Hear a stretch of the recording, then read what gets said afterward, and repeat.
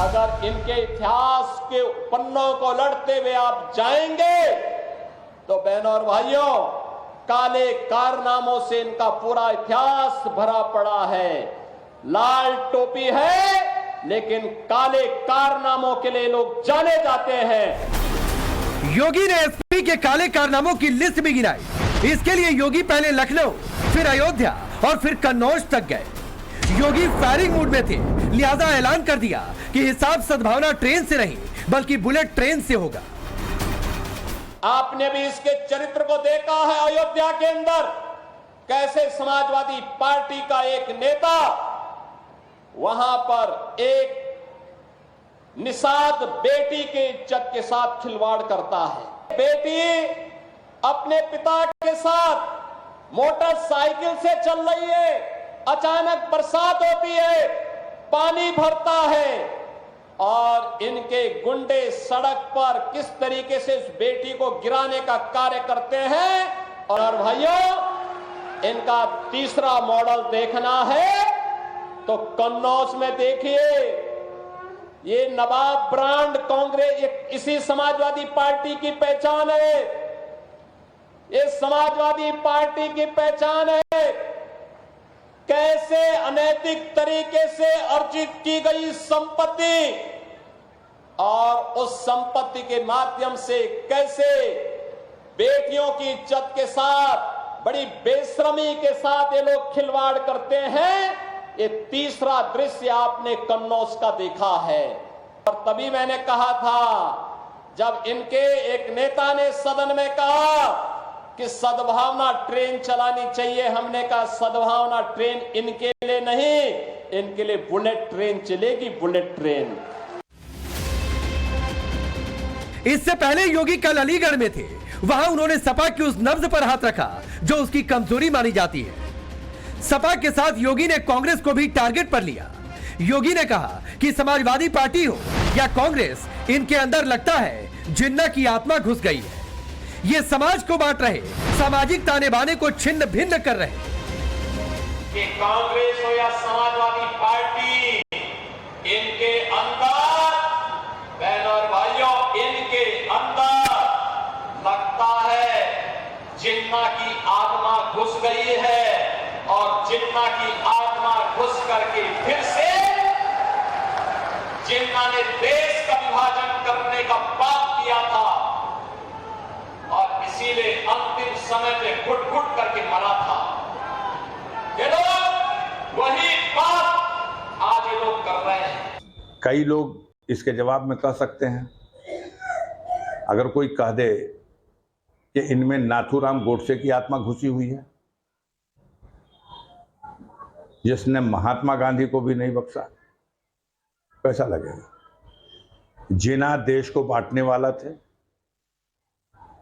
तो जिन्ना की आत्मा तो जो बंटवारे का समर्थन करने वाले हैं उनके लिए हो सकती है।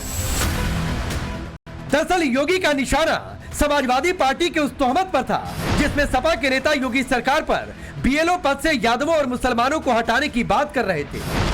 राम गोपाल यादव दावा कर रहे हैं कि योगी सरकार उपचुनाव में धांधली के लिए बीएलओ पद से यादव और मुस्लिमों को हटा रही है।